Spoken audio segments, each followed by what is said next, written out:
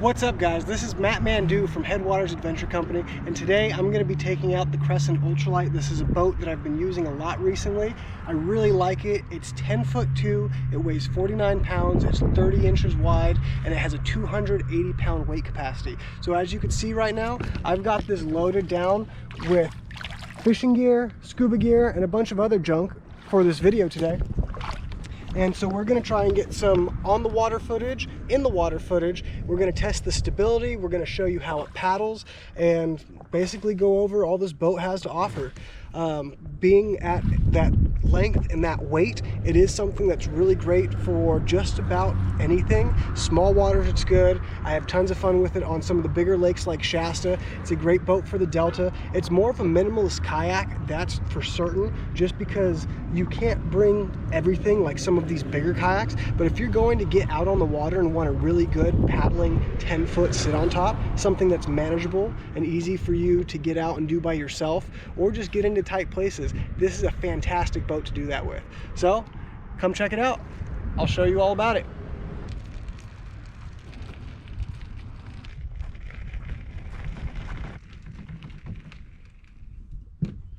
Let's get paddling.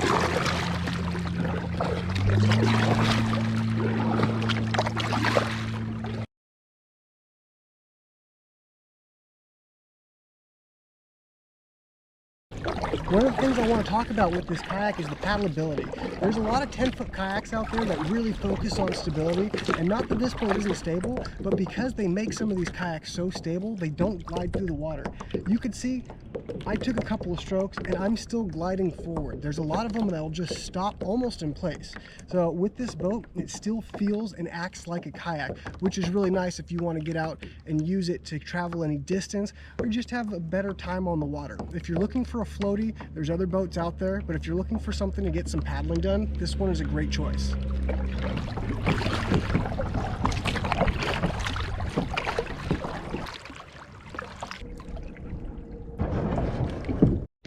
All right, so the first thing I'm going to do now that we got over here to this nice quiet cove is go over some of the features that the Ultralite has. So we'll start from back to front, but here's just a quick overview of the boat.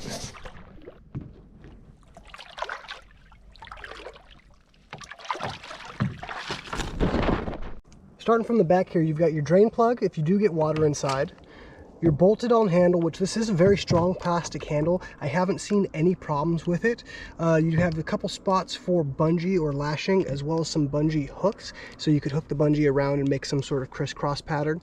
You do have tracks here on both sides for adding attachments. Right here I have the vertical tie downs from Yak Attack, and I do that to tie in my fishing crate. Up from there, you do have these mighty mounts that you have on both sides of the kayak, so you can attach rod holders like this Zuka tube here, or camera mounts and various other things, cup holders, things of that nature. You've got your frame chair, which is very comfortable. You can adjust the tension of the webbing with the straps on the back and the bottom. It does strap into the kayak, so if you do flip it, you're not going to lose your seat. Please do tie them in. We also have the side mount handles, which are the same kind of hard plastic handle. Your tracks up front, again, for rod holders, phone mounts, cup holders, anything that you can attach to the kayak, you could attach with these tracks on either side. You do have adjustable foot pegs, so shorter people, taller people, very easy to get comfortable in this boat. Up from there, you do have bungees, so you can put things under the bungee, and a twist lock hatch. So this twists, and you can get to the inside of the kayak. If you do want to make this easier, you do have these bungee hooks here on the side that pop out and give you easier access to the hatch itself. So we'll pop that back in, and we'll put this back on as well, because we are going to go flip this thing over, and we don't want to lose it and have it fill up with water. Up from there, you do have another bolted on handle, which again is the nice hard plastic handle. One of the things that I don't know if it was meant to be a feature, but something that I use quite often is the bungee system at the front as a paddle holder. Your paddle can easily slide under and be stowed there. So this boat does not have a paddle keeper on it, and I think that is a very good option. It keeps the paddle at the ready and out of the way. It does have a flat, wide open platform. You can stand in this. I don't know that it's designed to be stood up in, but I am 5'10", 170 pounds, and I can stand up in it pretty good. Even with my fishing gear, I'll stand up and cast out of it. It's a little bit less controllable while standing up just because it is a shorter boat and does want to wander, but you can stand up and fish out of it. With that being said, let's take it in the water. We're going to see what we can do about flipping it over. Now that I've got the camera on the water, I'm going to show you what it looked like from in the boat. I'm extremely impressed with how far on the edge this thing will go without turning over. When I'm standing in this, I have the water coming in over the side, but if your balance is good, it's still not going to turn over. So you just have to be conscious of what you're doing. So first we're going to do the tip test with sitting. So I'm going to show you how far over you can go before it goes. Something else, to be stable in a kayak, your nose over your belly button. If you keep a straight line, you will stay in your boat. So I'm going to shift my weight and my hips over, but I am going to keep my head and my belly button pretty straight up and down. And you can see we're getting the kayak up on its edge. I've got a little bit of water coming in over the side, and I'm going to try and balance it there. We've got water in the boat now. And again, this takes some balance, but this isn't what you want to happen. This is what you can do before you fall out or the boat flips over. So, as you can see, we've got lots of water sitting on the deck. This does only have one scupper hole. Everything does drain back and goes out of the hole right in front of the seat, which it works great. It does take a second for the water to get off, which I don't think is a big deal as long as it goes out. So again, we're going to turn it. This time I'm actually going to flip the boat instead of fall out. I still try not to.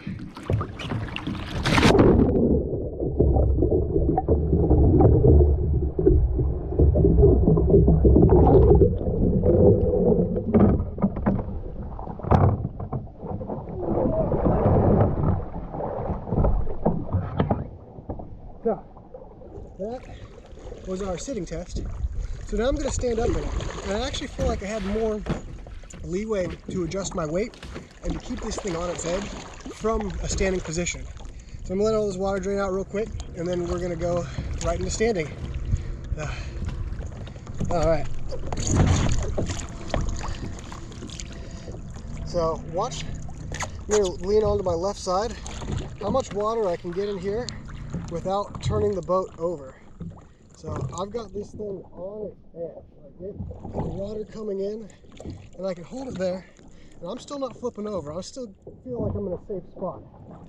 Obviously, you do have to have balance for this, but the boat, the gunnel's in the water, and the boat's not turned over yet. So now I've got, again, a deck full of water sloshing. That's all going to drain out. I'm still up and floating. The boat's not going to go anywhere. And we could do the same thing to the left side, although it's a little bit harder. Or to the right side. It's not too bad. We've got a whole bunch of water in the boat. I mean, the water's well over the gunnel, and the boat's still not turned over. So to flip this thing, you have to do quite a bit of work.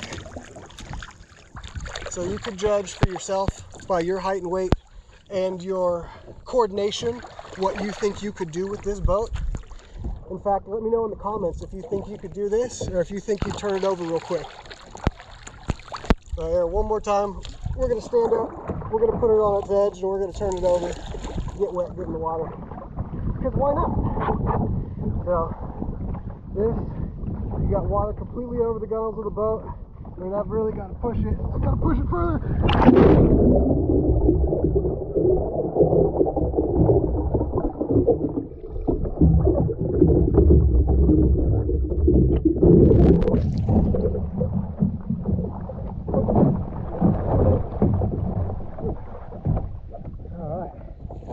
So, if you're curious about the stability of this boat, I think it's pretty good. For a 10-foot kayak, it still paddles incredibly well. Like I said, there's a lot of kayaks out there that I'd say are more stable, but you will not get the efficiency out of them. All of the Crescent kayaks, every single one of them paddles extremely well. From the littlest one being this one, all the way up to their crew, which is their tandem kayak. They all glide in the water. The whole design is really good. They're great little kayaks, and I don't think this little one gets enough credit because you could get this into some really tight spots. I moved up here from the Delta area, and there's a lot of levee launching that you can't do with these giant fishing boats. So if you're all right bringing a crate, I still bring 5 3,700 boxes. I got 5 rods with me, and you know, I go out there and I catch a bunch of fish. So it's a good minimalist boat if you are coordinated. Like I said, I wouldn't put a huge guy in here with a lot of stuff, but I do bring a lot, and I have full confidence in this boat that I'm going to stay upright and keep all my gear, because I don't want it to end up on the bottom of the lake. The last thing we're going to do, Dan's old trick. The only way to test the stability of any kayak is to do a headstand in it. So here we go.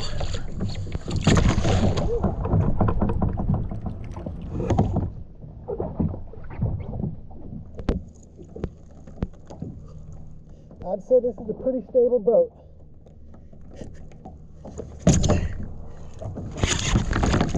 Alright, so this is the Crescent Ultralite. We're going to get some more footage of it paddling and go from there.